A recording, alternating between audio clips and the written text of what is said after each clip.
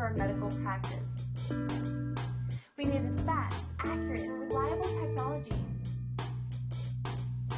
I personally feel like they are my other office family. Thank you first for the association for allowing me to give this presentation today in regard to ICD-10. As most of you know, ICD-10 was scheduled to go into effect in 2014, and now that's been pushed back to next year, still October 1st. Now, show of hands, if ICD-10 would have been implemented this year, who thinks it would have been ready with all the regulatory changes? Okay, good. Well, we want to make sure not only that you're ready for the regulatory changes, but that you can also get a strategic advantage from the implementation. We want to make the regulatory compliance work for us. So let's go through the presentation and see ways that we can effectively implement the coding classification and get an advantage from the system. So on the agenda today, we want to talk about why is ICD-9 being replaced, potential impact on payer claims processing, how is that going to affect our cash flow, ICD-10 impact assessment. I want everybody to be able to go look at their processes and functions and say, this is how ICD-10 is going to impact me in my setting. ICD-10 readiness, once you have assessed how it's going to impact you, how to actually drive improvement. With that, we're going to talk about leading practices and ways that we can really make sure that we're effective in the adoption of ICD-10. And then, how to achieve the ICD-10 benefits. It's really what everybody wants to know. How can I make the coding classification work for me? How can I drive improvements from a clinical perspective in my office? So this is a golden question that gets asked to me every time I talk to providers and every time I have this presentation. Why is ICD-9 being replaced? Well, very straightforward question. ICD-9 lacks specificity to stay current with coding guidelines and with medical policies, and ICD-9 no longer really reflects medical practices as they are today. ICD-9 is a coding classification established between the early 70s to late 70s, and really it's still being used today. It's outdated and really it's time to change. This chart really shows how developed countries have adopted ICD-10 and how behind as a country we are in our adoption. We are roughly 10 to 15 years behind countries like Brazil, South Africa, and Australia in the adoption of ICD-10. Our neighbors, Canada, actually adopted ICD-10 in 2001. So we're roughly 14 years behind other developed countries that have adopted. This really lets us know that it's a necessity, and the World Health Organization is using ICD-10 for classification of disease, no longer using ICD-9. We are behind. Very straightforward, the format of ICD-10 is different. Instead of having two components to the code, you have three. And it's really to give us more classification from a disease perspective on what the patient has, any etiology, anatomical sites, and severity. The extenders are much more broad because we're going to classify more information than the coding set. Now, a lot of the coding of ICD-10 is congruent with ICD-9. Roughly 82% of all codes have a one-to-one combination. However, what happens with the 18% that does not have a one-to-one? You have to have your staff properly trained to make sure they know how it's going to affect them. And also, as clinicians, you need to know what needs to be documented and what are the payers looking for to establish compliance with the new coding set. When it comes to the procedural side, on the inpatient, roughly 92% is congruent. So the coding changes. Today we have 14,000 ICD-9 codes used to classify disease and patient conditions. Next year we're going to have 68,000 unique codes. Not 68,000 additional codes, 68,000 new codes to represent patient diagnoses. On the inpatient procedural side, for hospitals, we're going from 4,000 to 72,000 unique codes.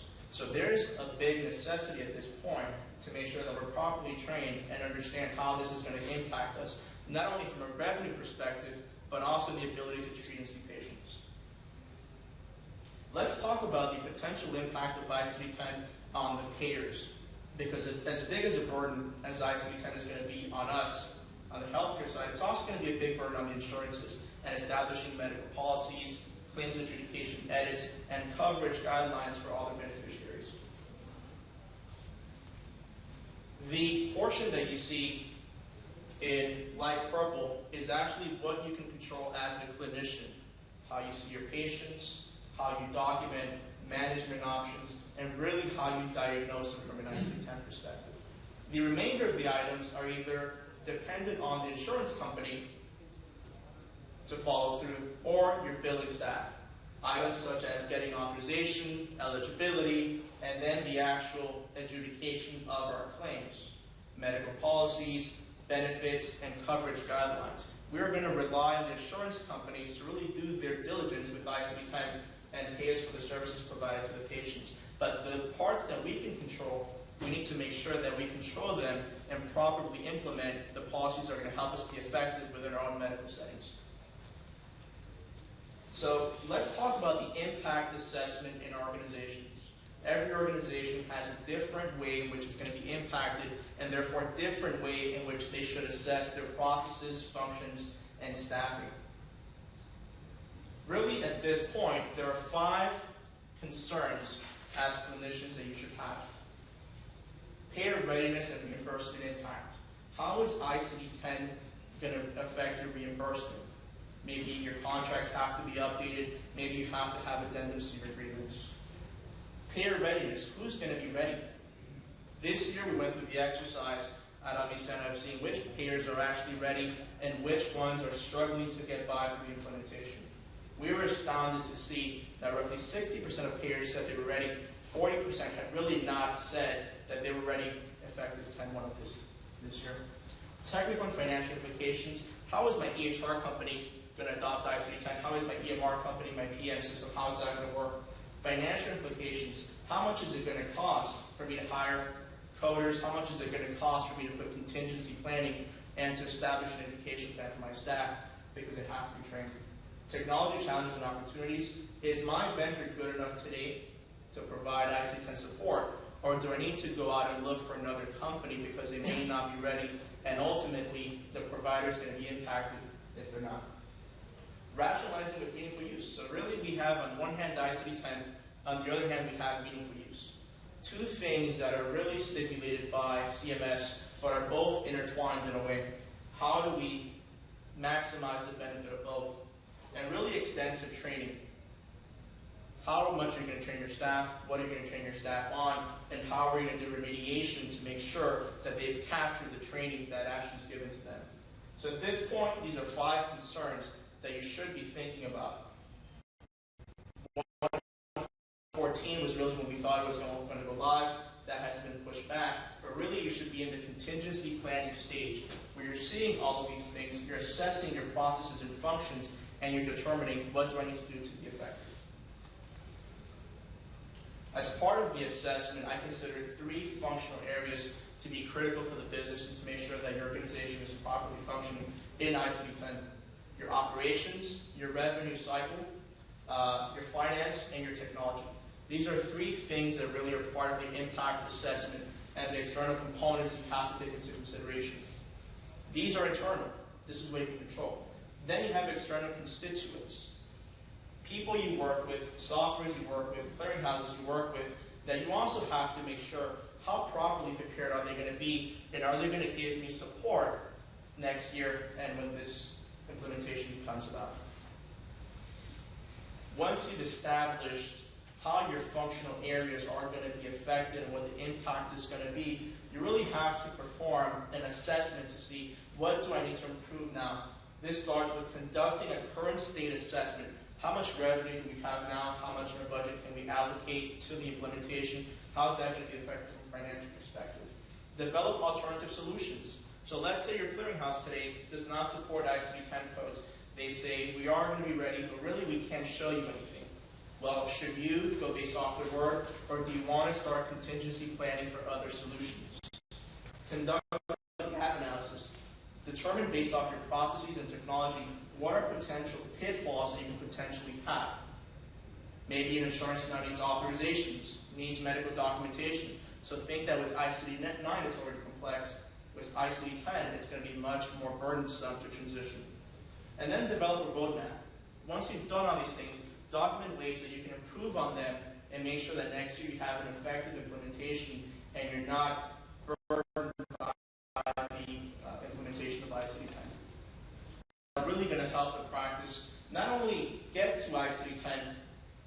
compliance, but also gain strategic advantage. We want to make sure that we make the regulatory compliance work for us so we can be better than we were in ICD-9 and don't have the problems that are really forecasted to happen when this happens next year. 10 steps, 10 processes you should all know. 1, create a steering committee. This is the staff, the team, the department that's going to be responsible for the implementation of ICD-10. You said 2 very important things: accountability and urgency to implement the ICD-10. Assess and reassess coding quality. We know for a fact that the large insurance companies, and by that I mean United, Aetna, Blue Cross, are actually going to start requesting medical records. They're going to start scrutinizing provider documentation. It doesn't matter if it's EHR or handwritten. They're going to be scrutinizing medical documentation to make sure that providers are properly documenting on the new coding classification. If you're not coding correctly, audits and prepayment reviews are monitor for unexpected AR trends. So you have to understand how your payers work today to be able to transition effectively and gain an advantage in 2015. So you have to understand what your trends are and timeframes for payment or specific denials that you may see from the insurances. You want to make sure that if anything changes next year, you understand the way your revenue cycle works today. Diagnostic analytics. This I cannot stress enough. You need to have reporting software or clinical measurement tools that show you how are you diagnosing your patients and make sure that translates to ICD-10. If you're diagnosing your patients and billing and coding in ICD-9 in a certain way and you've drastically changed in ICD-10, that will set off a red flag with the insurance company. Use diagnostic analytics to make sure you're doing what you need to do today to transition and gain an advantage next year. Enhanced tools and technology. We know with ICD-10, because we're going from 14,000 codes to 68,000, we know there's going to be much more edits to deny for claims. We know there's going to be much more medical policies that now have to go into play before an insurance pays your claim. You need technology to be able to let you know whether something is covered, not covered, if a patient is active, not active, and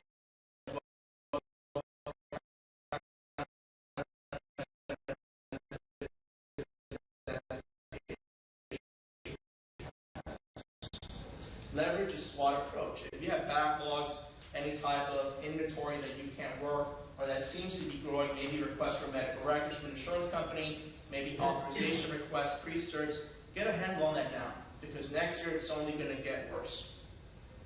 Have day one metrics. So look today how your metrics are and make sure you understand that. So next year you have a comparison to go back and say, this quarter we were making X amount of revenue. Next 2015, after the implementation, it's gone down 15-20%. This is why, because we have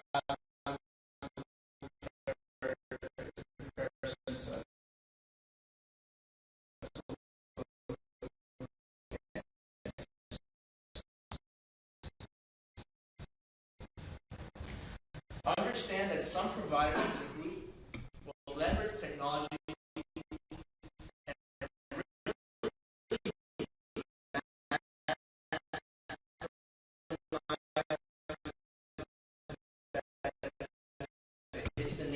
of users. Some people are going to be fantastic when ICD-10 comes around with whatever technology they use, but some are going to stay behind. So think about ways that you can potentially assist providers that haven't adopted technology as well as other users. And lastly, know when to reallocate resources. We highly recommend that providers that are not coders get ICD-10 consultants or coders that are really going to help them get over the burden and really implement effectively. You have to know when to allocate those resources and allocate them to whatever projects you may have. This is the time to really streamline your operations, because when ICD-10 comes around, You're going to be inundated with communications from insurance companies, new denials from insurance companies, and new administrative tasks that you really did not imagine you would have to do. We estimate that coder and biller productivity is going to decrease anywhere from 15 to 20%. That means you're going to have 15 to 20% less capacity in some of your billing and coding staff. CDI requirements. We know that clinical documentation is now going to be scrutinized much more heavily than it has been in the past. Make sure that you've identified ways that you can improve your CDI and make sure that you understand what the insurances are looking for from an ICD-10 perspective. Decision adoption. Some doctors are going to adopt ICD-10 very well, document very comprehensively, and congruently code well. Some doctors are not going to do any of the above. You need to make sure that you also have understood that in case that insurances come back and deny, perform audits, and things of that nature. AR follow-up. It's really expected that denials are going to increase 25 to 30% purely because of ICD-10. That can happen because insurances now have more policies, more edits to deny claims and adjudicate. That can happen because education has not properly happened between billers and coders. That can happen because medical documentation is not supported with the new code. Make sure that you understand your AR follow-up processes and make sure that's properly streamlined. It's going to be critical when you get to ICD-10 next year to make sure you don't have any drop-off in revenue. Now, we've discussed a few things that are really going to help us get over the hurdle of ICD-10, how to adopt the coding classification in organizations. Let's look at the benefits that we can achieve through an effective implementation and how those benefits are going to translate to improved patient care and increased revenue. Increased data granularity. There's a reason why the World Health Organization is pushing for this requirement and why other nations have adopted. It gives you more information to diagnose patients, and for public health reasons, it really assists in seeing how different regions are contracting diseases, infections, and how outcomes are being produced. Improved clinical documentation.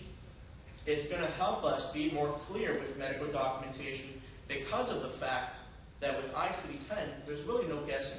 There's minimal shades of gray. It's either black or white, where areas ICD-9 is not as clear.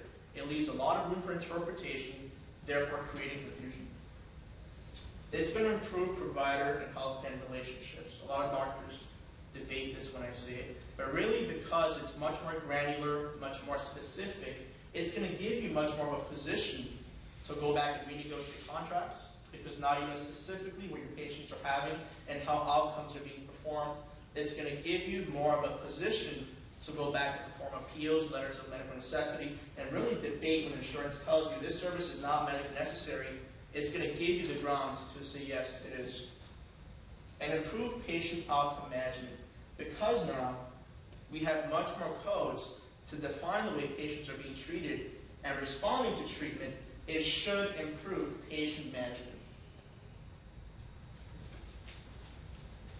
Closing thoughts. These are things I want for everybody to take away and really think about when you talk about ICD-10 and when you go and assess ICD-10 within your each organizations. How far along is your organization in planning for ICD-10 and performing readiness assessments? This is going to be really impactful next year, so how far along are you today? Are you focused on achieving basic compliance? Do you just want to get by? Or do you want to create synergy? Do you want to have a competitive advantage? Do you want to strategically improve the performance of your practice by being ahead of other medical practices? What are the greatest obstacles you're facing today? And what level of impact are you expecting? Is your EHR company maybe not providing you the right templates for ICD-10? Is your PM not willing to show you how you can report? These are all minor obstacles today that in 2015 are going to prove to be huge hurdles, because ICD-10 is already scheduled for next year and there's not a soft implementation. When CMS says it goes into effect, really it goes into effect for all insurance companies. I want to thank everybody for your time. If there's any questions, my contact information is below. If you have any questions now, you can feel free to ask me. ICD-10 is really one of the biggest changes that's going to happen in the industry. I really put it above meaningful use of PQRS and other value-based reporting because it's going to affect all insurance companies, not just Medicare. So thank you.